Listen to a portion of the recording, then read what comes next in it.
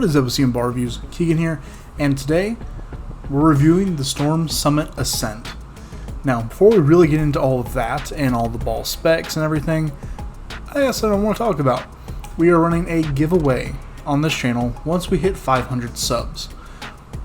We're not quite there yet. We're a couple people away, about 37-ish, I think, at the moment of this recording. And I want to give away a bowling ball. It's a hazmat. It only has like 30 games on it, if that. That's honestly me being generous with how many games I actually bowled on it. I probably only have like realistically only about 15. Didn't really throw it a lot, but it's kind of cluttering up the house, and figure let's tie some success of the channel into this and see what see if we can get it to one of y'all.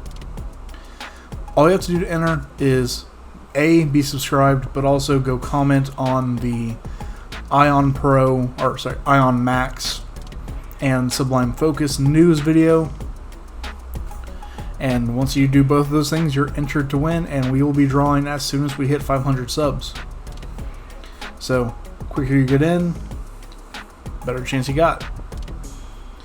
Now, let's get into the actual meat of this video. The Summit Ascent. Now, it's no big secret, I've been a huge fan of the original Summit. I compared it to the Optimum Idol in a video a few months ago, and honestly, it's one of my favorite reacting balls right now. I actually have over on this workbench right behind me, I have one laid out ready to be drilled, and then I have another one just kind of stashed in a box that I'm just stashing. I'm gonna have an extra one for whenever one of mine either dies or cracks. So loved that one, and I've really enjoyed my Summit Peak that I've had so far. I got that one a little bit more recently, and this Summit Ascent is very intriguing to me. Of course, they went with R2S solid instead of TX23 solid, and that shaked things up quite a bit. I am expecting this to essentially be a little bit more stable-ish and definitely more dynamic. I know those are kind of two conflicting things. I think it's going to be a little bit more stably flaring in oil, and definitely more on the back end than like an IQ Tour, which has the same cover. And I'm definitely going to see it as a step down from like a Phase 2 and the Optimum and the original Summit, which are all kind of existing in similar ranges. But I'd say, well, with the P2 essentially being a step down from the Summit and Idol at this point, with how weak TX16 has gotten, I see this as being a further step down from that without having thrown it. Maybe it'll be different once we're actually on the lane. But I've talked long enough. Let's get on the lane and let's see if I'm right about this. Alright, this is actually something I haven't been able to do before. I'm going to be throwing at two different centers for this one. And with this one at the Pigeon Forge Community Center, the lanes were burnt. Like, they were burnt as honestly the most burnt lanes I've ever thrown on, I'm pretty sure. You can see the ball reading at about 35 feet and then kind of just dying on the back end.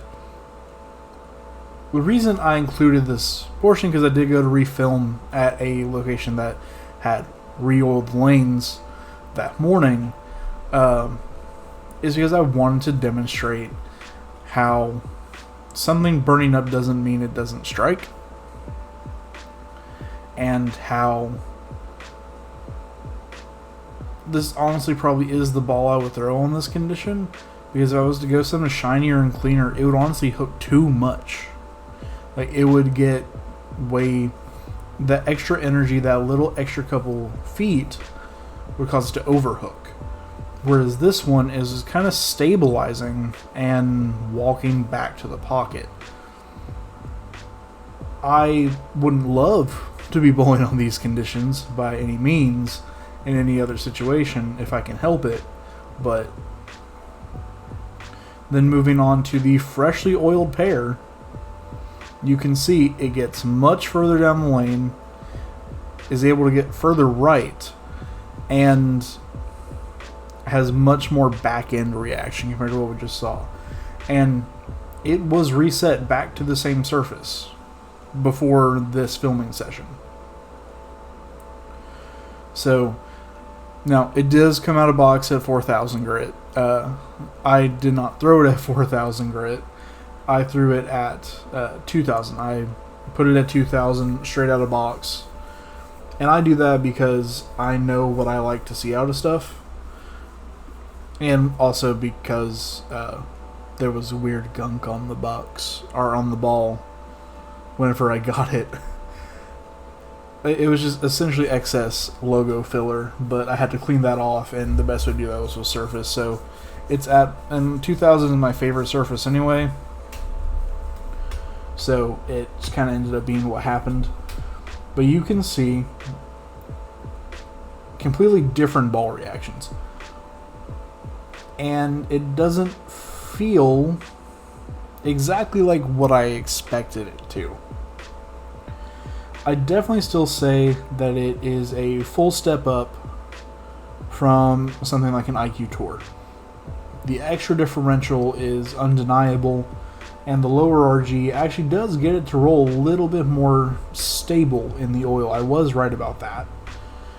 However, at the same surface, at least in my testing, because I didn't actually film the phase 2 because I was in a little bit of a hurry, but I threw the phase 2 next to it, and I honestly see them much closer than I expected. I think it's like a half step down versus a full step, like I said before. It's an interesting shape where, yes, it's very clean-ish because of the R2S, but the super strong core and a little bit of extra surface that I put on it really kind of blends things out to where even like an IQ Tour at 2000 grit, it doesn't feel the same. Now I am getting pretty deep here, and it's still just kind of, it keeps coming back, and that's that extra differential that allows it to do so. And honestly, it looks pretty good. It really looked good from wherever I threw it, but I really couldn't get super far to the right. And part of that's because of the surface that I used. However, I am worried that if I went to a higher surface, I would increase the friction response too much, and I would bring it to it would essentially make it too sharp for me and kind of cause it to overhook, because with my slower ball speed, shinier options never actually really look good for me. My Summit peaks at 4,000 grit, and that's about the shiniest I'm ever going to get.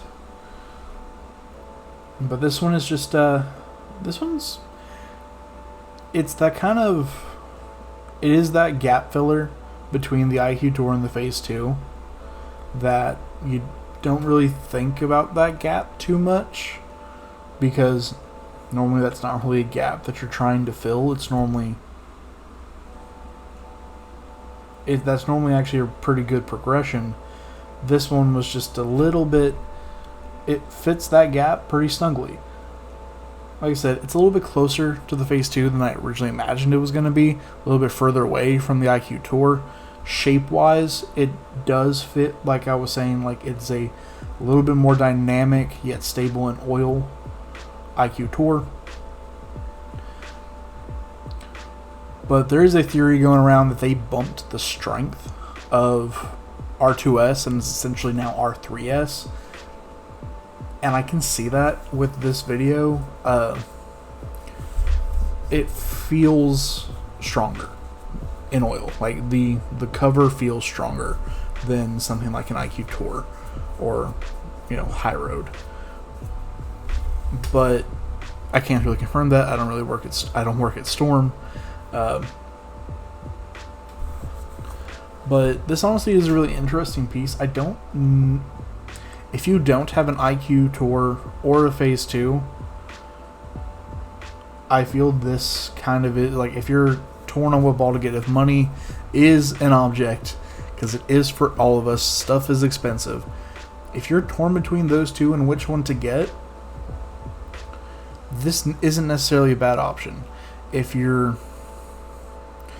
even at that point, it's far enough away, at least from the IQ Tour, that you could eventually add that one down the line.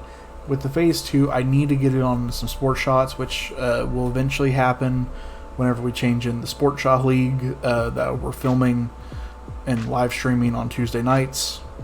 Once we move to the long pattern, I'm going to try to pull out the Phase 2 and the Summit Ascent a little bit more and kind of see what the difference is. But yeah, this is a special piece because of where it fits. I do really like the reaction that I get out of it. I think I'm going to throw it more. I'm definitely going to throw it more than I throw the Phase 2. I haven't been loving the Phase 2 lately. And it gives me that kind of larger step down from the OG Summit or an Optimum Idol, which I do throw a lot more. So I'm excited to have that kind of still smooth but definitely cleaner comparatively option to drop down to. And if I was to like place this in like a slot in the bag, it's a solid 3 ball. It's not, you know, super strong. It does have plenty of core, but it's just kind of a different option compared to the other 3 balls of Phase 2 and IQ Tour. Or even like, I'd honestly compare it total strength wise to something like the Road, where the Road is kind of offset by having a stronger cover while having a weaker core. Even though the diffs tend lower, but the RG is just so much higher than this one that really is the biggest difference. But yeah, I'd say if you wanted to build a bag with this, if we're just going to stick with Storm or SBI, actually, you know, let's just do straight Storm all the way down. Just go Ion Max for your strongest, because I'm also really excited for that one. I have already ordered one. OG Summit, this ball, IQ Tour, and High Road. If you have those 5 and a spare ball, you're going to be able to tackle most conditions that you're going to see. If you need to add a 6 ball, make it either urethane or a Summit Peak, and you will be fine. But yeah, really interesting piece. I do enjoy it, and I'm excited to throw more of it. But yeah, don't forget about the giveaway. I've been OSIMA Ball Reviews. Oh shoot, I missed again, and I hope I don't miss y'all next time. Thanks for watching, guys.